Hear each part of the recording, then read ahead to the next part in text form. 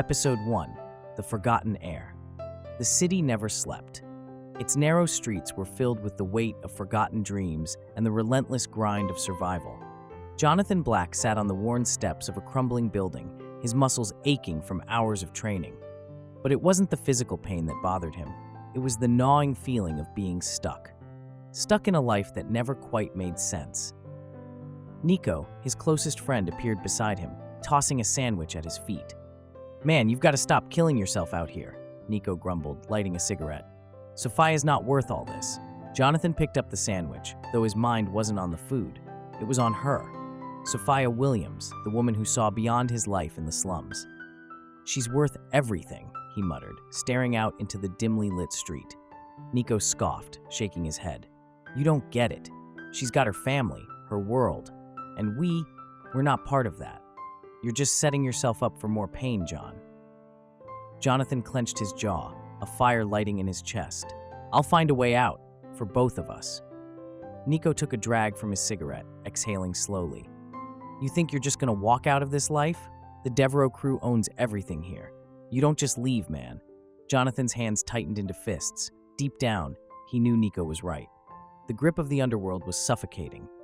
Yet, he couldn't shake the feeling that he was meant for something more. He didn't know why, but it gnawed at him, like a memory buried too deep to recall. Across the city, in a world far removed from his own, Sophia sat alone in her family's mansion, staring at her phone.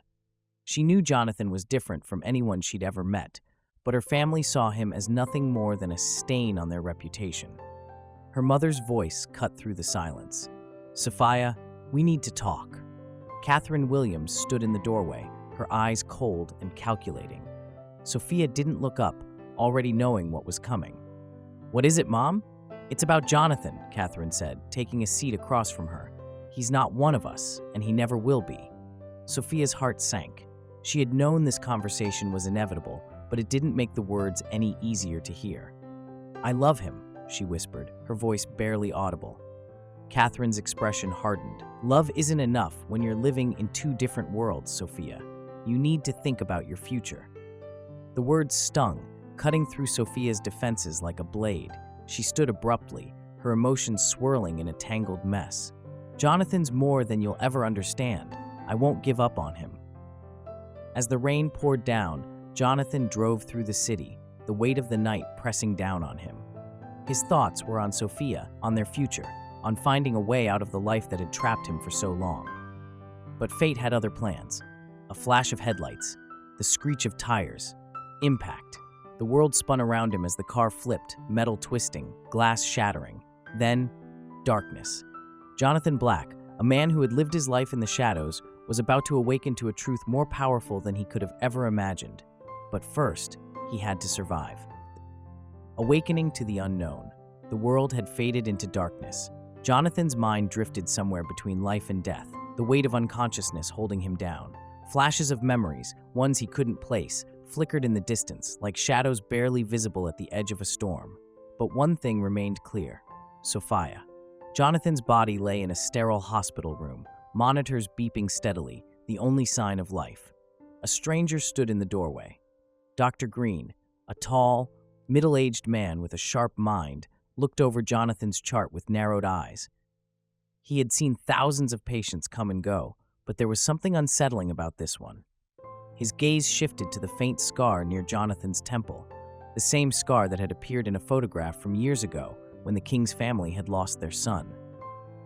Dr. Green's hand tightened around the clipboard. Could it be? Across the city, Sophia sat alone in her room, staring out of the window. The moonlight bathed her in silver, but her mind was 1,000 miles away. She hadn't heard from Jonathan in days. Her phone remained silent. Her heart raced. She felt as if something terrible had happened, but couldn't quite explain why. Every instinct in her screamed to find him, but she was trapped by the walls of wealth and expectations her family had built around her. She glanced at her phone once more. Still no word. "Jonathan, where are you?" "At the hospital, Doctor." Green tapped his fingers against his chin. His decision weighed heavily on him. He could make a call, one call, and everything would change. He pulled out his phone, his fingers hovering over the contact list. David King's, Master King's. He hesitated, his mind racing with the implications. If this man lying unconscious in front of him was who he thought he was, the world would never be the same. Taking a deep breath, Dr. Green pressed the dial. Jonathan was more than a man lost to the streets. He was more than just a name. He was the forgotten heir, and soon the truth would rise. The phone call. The evening light filtered through the expansive windows of David King's office, casting long shadows across the polished wood floors. The air was still, almost heavy, as David sat at his desk, staring absently at the pile of documents in front of him. His heart had carried the weight of loss for years, the hope of finding his son reduced to a whisper he barely allowed himself to hear. But the phone rang, breaking the silence. David answered it, his voice low, cautious. On the other end, Dr. Green spoke with urgency. "Master Kings, I've found him. I've found your son." David's heart skipped a beat. For a moment, time stood still. He struggled to find his voice, his hand trembling as he gripped the phone tighter. "Are you sure?" David's voice cracked, betraying the deep pain he had carried for so long. "Yes," Dr. Green replied. "It's him, I'm sure of it." David's breath came in ragged, shallow bursts. "Olivia," he called, his voice barely more than a whisper. "Olivia, come quickly." His wife, Olivia, appeared in the doorway, her face etched with concern. She took one look at her husband and knew something had changed. The hope they had buried so deep was now flickering to life. "It's Jonathan," David said, his voice shaking. "He's alive." The king's search was over, but what awaited them on the other side of this revelation would change everything. Sophia's silence. Sophia Williams sat at her vanity, the reflection staring back at her cold and unrecognizable. Her blonde hair fell in soft waves around her face, but her expression was tense. Days had passed, and still no word from Jonathan. The silence was becoming unbearable. Every time she reached for her phone, she hesitated. What if something had happened? What if he was gone? Her mother's words haunted her every moment. "He's not one of us. You need to think about your future." But Sophia didn't care about those things. She cared about Jonathan, the man who had always been there for her, who loved her without conditions. Yet, as the days dragged on, doubt began to creep in. Her door creaked open, and Catherine stepped into the room, her expression as unreadable as ever. "Sophia," she began, her voice sharp but calm. "Have you heard from him?" Sophia's stomach twisted. "No," she admitted, her voice small. "Nothing." Catherine crossed her arms, her lips pursed in disapproval. "You see, I warned you. He's gone. He's left you just like I said he would." Sophia clenched her fists, refusing to let her mother's words sink in. But they did. The doubt, the fear, it all began to unravel inside her. In Jonathan's absence, the walls of Sophia's world began to close in on her. She was trapped between love and the cold realities her family imposed on her. At Jonathan's side, David and Olivia King stood in the doorway of the hospital room, their hearts pounding in unison. The beeping of the machines, the sterile smell of antiseptic, it was all too surreal. Jonathan lay there, his face pale, his body still. David had seen him countless times in his dreams, but to see his son like this, to know he had survived the horrors of his abduction, only to be trapped in this unconscious state, was more than he could bear. Olivia stepped forward first, her hand trembling as she reached for her son. Her voice cracked as she whispered, "Jonathan." David stood frozen, watching the scene unfold as if he were a stranger to it all. He had been so sure, so certain, that when they found Jonathan, it would be a joyous reunion. But this was different. This was fragile, uncertain, and full of fear. "Will he remember us?" Olivia asked, her voice breaking the silence. David didn't know how to answer. He stepped forward, placing a hand on her shoulder, offering her the only comfort he could. "We have to believe he will." The Kings had found their son, but the journey was far from over. Would Jonathan remember who he was, or would he remain lost to the life he had lived as Jonathan Black? Jonathan's struggle. Jonathan's mind was a fog of confusion and fragmented memories. He drifted between moments, some real, some imagined, his consciousness flickering in and out of the present. When he opened his eyes, the room was too bright, too unfamiliar. The sterile smell of the hospital hit him first, followed by the steady beeping of the machines around him. He blinked, trying to focus, but everything felt wrong. His body ached, his mind heavy with thoughts he couldn't grasp. Then he saw them. Two figures standing at the foot of his bed. The man looked strong, older, his face full of emotion. The woman beside him had tears in her eyes, her hand covering her mouth as she looked at him with a kind of love he didn't understand. Who are you?" Jonathan's voice was hoarse, barely more than a whisper. The woman stepped forward, her eyes brimming with tears. "Jonathan, it's us, your parents." Jonathan's heart raced. Parents? He didn't have parents. He had Nico. He had the streets. He was Jonathan Black. Jonathan's world was about to shift. The life he thought he knew was unraveling before him, and with it, the truth of his identity. Memories begin to surface. David sat beside him, his voice calm but filled with urgency. "You were taken from us, Jonathan. You were kidnapped when you were 10 years old. Your mother and I, we never stopped searching." Jonathan listened, but it felt like he was hearing someone else's story. His memories didn't line up with the life they were describing. How could he be the heir to the king's empire? He had spent his whole life scraping by, surviving on the streets, relying on Nico and himself to get through each day. He had no memory of this life of wealth and privilege they spoke of. "I don't remember any of that," Jonathan finally said, his voice low, strained. "I'm not your son. I'm Jonathan Black." Olivia leaned forward, her eyes filled with tears, but there was a strength in her voice. "You are our son. You've been lost for so long, but we found you. Please, Jonathan, try to remember." Jonathan clenched his fists, frustration boiling inside him. He wanted to believe them. He could see the pain in their eyes, feel the weight of their words, but his memories told him otherwise. He was torn between two lives, and the struggle to reconcile them was suffocating. Then a flash of something, a memory perhaps, flickered in his mind. A swing set, laughter, a man's voice calling his name. It was faint, but it was there. His breath caught in his throat. David noticed the change in Jonathan's expression. "What is it? What do you remember?" I don't know," Jonathan muttered. "It's just a feeling, something familiar." Olivia leaned closer, her voice soft, encouraging. "It will come back to you. We're here. We'll help you remember." Jonathan closed his eyes, trying to chase that fleeting memory, but it slipped away just as quickly as it had come. He wasn't sure who he was anymore, Jonathan Kings or Jonathan Black, and that uncertainty was tearing him apart. The past was slowly creeping back into Jonathan's mind, but the struggle between the two worlds he had lived in was far from over. One life was real, the other was forgotten, but which one was truly his?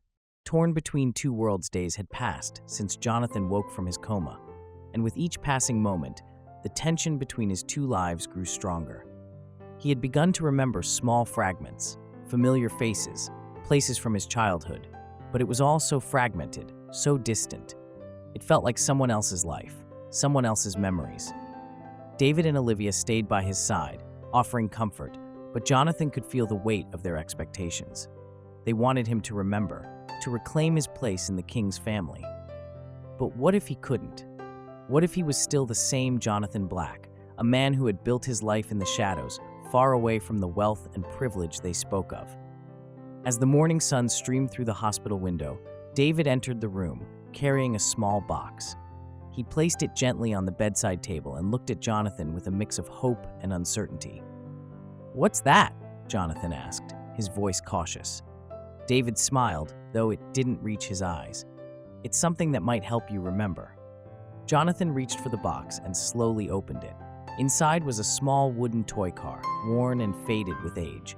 As soon as he touched it, a memory flooded his mind, a memory so vivid it almost knocked the wind out of him. He was a child, playing with the car in a large sunlit room.